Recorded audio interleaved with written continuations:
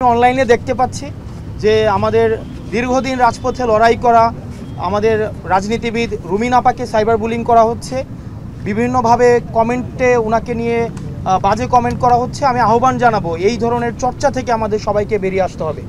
কোনো ব্যক্তিগত রাজনৈতিক মতপার্থক্যের কারণে ব্যক্তিগত আক্রমণ করা, নারীকে নিয়ে কোনো ধরনের বাজে মন্তব্য করা, চরিত্র হনন করা, শুধুমাত্র মতপার্থক্যের কারণে এই সিলেক্টিভভাবে কাউকে আক্রমণ করা, এগুলো থেকে আমাদের বেরিয়ে আসতে হবে।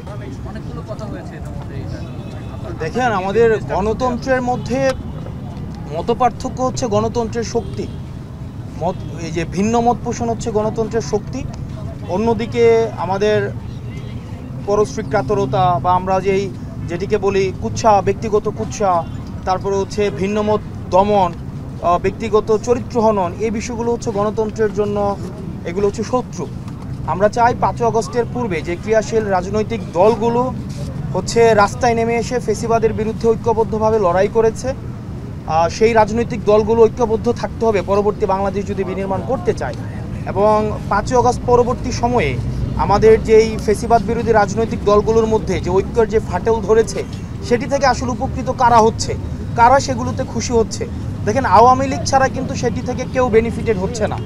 সেজন্য আমরা এই ফেসিবাদ বিরোধী যে রাজনৈতিক দলগুলো আমরা যারা আছি, আমাদের এই ছোট ছোট মতপার্থক্যের ঊর্ধ্বে উঠে আমাদের যেই ভিন্নমত পোষণের চর্চাটাকে আমাদেরকে উৎসাহ দিতে হবে।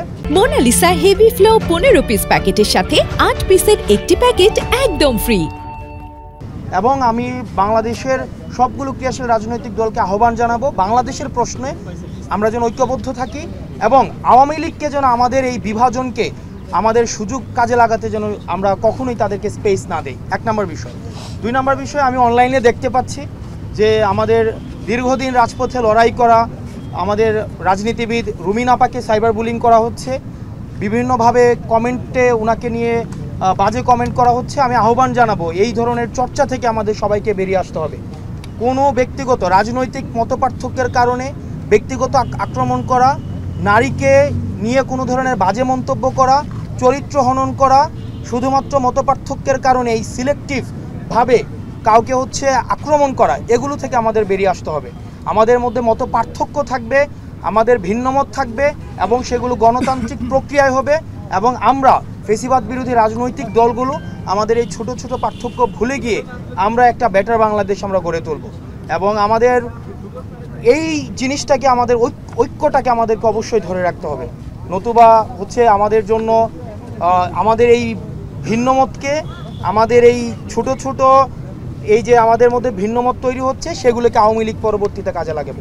ধন্যবাদ।